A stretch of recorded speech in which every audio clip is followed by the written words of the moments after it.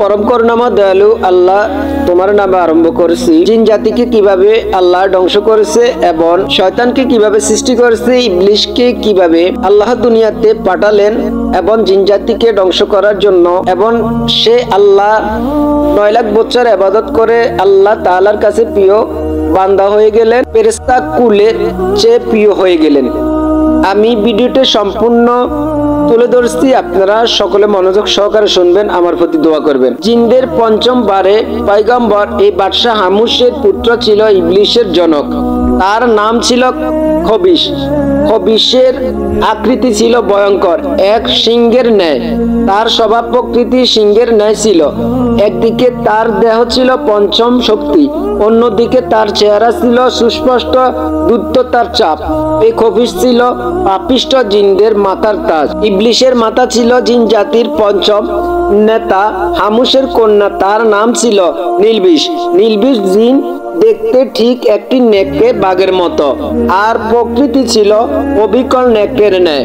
এক বর্ণনায় আছে জাহান্নামের আগুনের খবিশ ও নীলবিষের মিলনে ইবলিশের জন্ম হয়, নাউজুবিল্লাহ। সুতরাং পিতা মাতা ও জাহান্নাম ঈশ্বর তার স্বভাব ও প্রকৃতি সম্পূর্ণ প্রভাবে ইবলিশের চরিত্রে নিহিত ছিল। ইবলিশের পিতার শারবুক নাম সর্ববিদ পারদর্শী একজন বন্ধু ছিল। খবিশের পুত্র ইবলিশের শিক্ষা দীক্ষা ভার তার পিতা উক্ত বন্ধু শারবুকের হাতে অর্পণ করল। ইবলিশ ছিল অতিশয় মেধাবী ও স্মৃতি শক্তি সম্পন্ন, সুতরাং কোন পাঠে তাকে একাধিকবার বলে দেওয়া প্রয়োজন হতো না। সে একবার যা শুনতো তাই সে চিরদিনের জন্য মনে রাখত।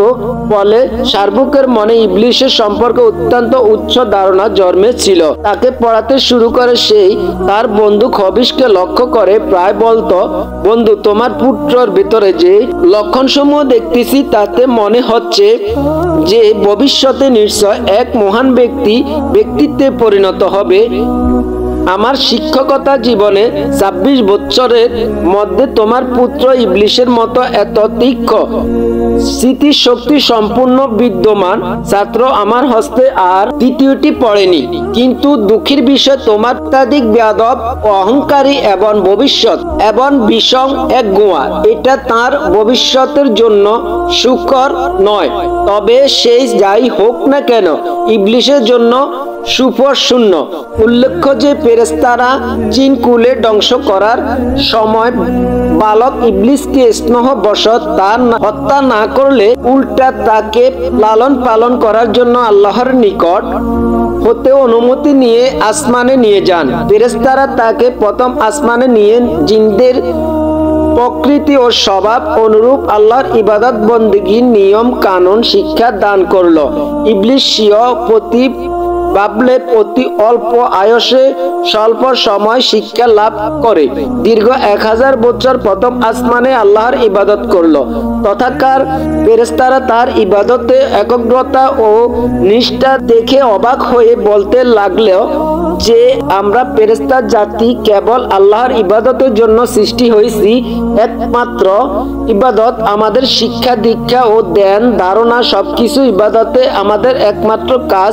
তবু কি আশ্চর্য, ইবলিশ আমাদের কাছে ইবাদতের কায়দা কানুন শিখে সে যে ইবাদত করছে তাতে তার ইবাদতের তুলনা আমরা নিজেদেরকে তো মোটে ইবাদতকারী বলতে পারি না। আমাদের ফেরেশতা কুলের মধ্যে তো কাউকে এমন নিবিড় ভাবে কখনো ইবাদত করতে দেখিনি। মনে হচ্ছে এখন এর কাছে আমাদের অনেক কিছু শিখবার ও বুঝার আছে। ফেরেশতারা তার ইবাদত বন্দেগী দেখে এত মুগ্ধ হয়ে যে তারা ইবলিশের খাসের নামকরণ করলো। ইবলিশ সর্বপ্রথম আসমানে 1000 বছর ইবাদতের পর দ্বিতীয় আসমানে ফেরেশতারা অতি আদর করে তাকে নিজেদের কাছে নিয়ে ইবলিশের দ্বিতীয় আসমানে পৌঁছে পূর্বাপেক্ষা আরো বেশি পরিমাণে ইবাদত মগ্ন হলো। এই আসমানে ফেরেশতারা তার ইবাদত দেখে তাকে ধন্য করতে লাগলো এবং শতমুখে তার প্রশংসা করতে লাগলো এবং তারা ইবলিশের নামকরণ করলো আবেদ। দ্বিতীয় আসমানে 1000 বছর অবস্থান পর তৃতীয় আসমানে ফেরেশতারা ইবলিশকে তৃতীয় আসমানে নিয়ে গেল। তৃতীয় আসমানে এসে সে আরো বেশি বেশি পরিমাণ পরম একাগ্রতা ও মনোযোগের সাথে আল্লাহর ইবাদত শুরু করে দিল। সে এখানেও 1000 বছর ইবাদত করতে লাগলো। এখানে ফেরেশতারা তার ইবাদতে মগ্ন হয়ে তার নাম রাখলো অলি। তারপর চতুর্থ আসমানে ফেরেশতারা আল্লাহর অনুমতি লাভ করে ইবলিশকে চতুর্থ আসমানে নিয়ে গেল। ইবলিশ এখানেও অত্যন্ত একাগ্রতার সাথে দীর্ঘ 1000 বছর আল্লাহর ইবাদতে মশগুল রইল। ততকার ফেরেশতারা তার ইবাদতে খুশি হয়ে নাম রাখলো সালে। এভাবে অবশিষ্ট সকল আসমানে উন্নীত হয়ে প্রত্যেক আসমানে 1000 বছর করে ইবাদত করলো। তখন পুরো ফেরেশতার জগতে তার প্রশংসা মুখরিত হয়ে গেল। সকল ফেরেশতারা সন্তুষ্টির ভেতর যে সপ্তম আসমানে উপনীত হয়ে পরম সুখে শান্তিতে বসবাস শুরু করলো। ইবলিশ ফেরেশতাদের নিকট থেকে আদব কায়দা এবং ইবাদতের রীতি নীতি প্রশিক্ষণ নিয়েছিল। ইবলিশ অত্যন্ত মেধাবী হওয়া শিক্ষা লাভ করত, তার কোনো কিছুই আর বলতো না। সুতরাং অতি অল্প সময় ফেরেশতাদের নিকট হতে যে সর্ব বিষয়ে এত বেশি অভিজ্ঞতা অর্জন করলো যে এখন সে ওস্তাদ ফেরেশতাদের তুলনায় তানে বেশি হয়ে গেল। তদ্রূপ ফেরেশতাদের ইবাদতের পরিমাণ অপেক্ষা তার ইবাদতের পরিমাণ অনেক বেশি বৃদ্ধি পেল। 7 আসমান ও জমিনে এমন একটি স্থান বাকি থাকলো না সেখানে ইবলিশের সিজদা পড়েনি। ফেরেশতারা ইবলিশের ইবাদত বন্দিগি দেখে উপলব্ধি করতে লাগলো ইবলিশকে তারা শিক্ষাদান করছে। এখন সেই ইবলিশের কাছে তাদের অনেক কিছু শিকার আছে। তাই তারা সকলে আল্লাহর দরবারে আবেদন করলো, হে মাবুদ, তুমি তোমার প্রিয় ইবলিশকে যদি আরশে মহল্লার কাছে উঠিয়ে আনো তবে আমরা তার কাছে থেকে অনেক মূল্যবান উপদেশ শুনে অনেক কিছু শিখতে পারতাম, কেননা সে আমাদের অপেক্ষা অনেক বেশি জ্ঞান অর্জন করছে। মহান আল্লাহ পাক ফেরেশতাদের এই আবেদন মঞ্জুর করে ইবলিশকে আরশ মহল্লার নিকট নিয়ে আসেন। আরশ মহল্লার কাছে রয়েছে ইয়াকুত নিমিত্ত একটি সুউচ্চ মিম্বার। ইবলিশ উক্ত মিম্বারে আল্লাহর ইবাদতে রত হলো। স্বীয় ইবাদতের অবসর সময় সে ফেরেশতাদেরকে ওয়াজ নসিহত করতে লাগলো। ফেরেশতারা তার ওয়াজ ও অমূল্য উপদেশ বলি শুনে মুগ্ধ হয়ে সকলে তার প্রশংসা করতে লাগলো।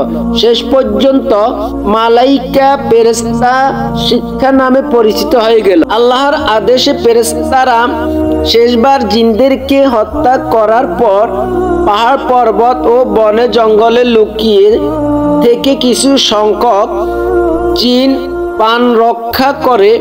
ক্রমে তাদের বংশ বৃদ্ধি পেয়ে আবার জিনদের দিয়ে জগৎ পরিপূর্ণ হয়ে গিয়েছিল, কিন্তু তাদের হিদায়াত করার জন্য পয়গম্বর বা আল্লাহর দূত ছিল না।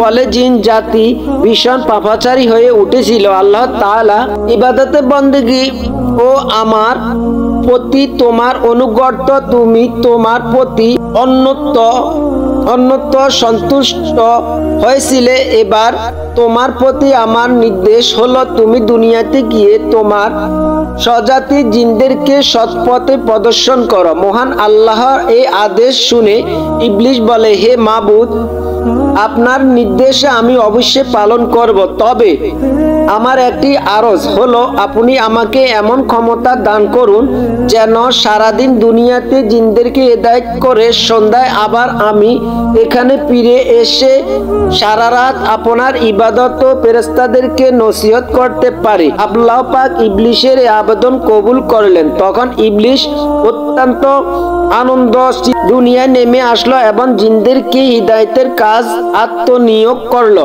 কিন্তু একাধারে বহুদিন পর্যন্ত সেই প্রমাণ চেষ্টা ও পরিশ্রম করার শর্তে সামান্য কিছু সংখ্যক জিন ব্যতীত প্রায় সকলে ইবলিশের বিরুদ্ধাচরণ করতে লাগলো। তখন ইবলিশ আবার আল্লাহর দরবারে প্রার্থনা করলো, হে মাবুদ, আমাকে এমন ক্ষমতা দিয়ে দিন যাতে এই অবাধ্যচারী জিনদেরকে সমূলে ধ্বংস করে। আল্লাহ তাআলা ইবলিশের আবেদন শুনে জিনদেরকে ধ্বংস করার জন্য আসমান থেকে অগণিত ফেরেশতা দুনিয়ায় প্রেরণ করলে ফেরেশতাদের সঙ্গে ইবলিশের বহু জিনও যোগদান করল। ফেরেশতা ও ইবলিশের বাধ্যগত জিনদের আক্রমণে কিছু সংখ্যক পথভ্রষ্ট জিন সৎপথে অবলম্বন করে প্রাণ রক্ষা করল। বাকি সমস্ত পাপী জিন প্রাণ হারালো। ইবলিশ দুনিয়ায় কার্য থেকে অবসর নিয়ে পুনরায় একগ্র চিত্রে আল্লাহর ইবাদতে মশগুল হলো। আল্লাহর দরবারে এত কৃত সিজদার সংখ্যা যে কত তা কারো পক্ষে হিসাব করা সম্ভব নয়।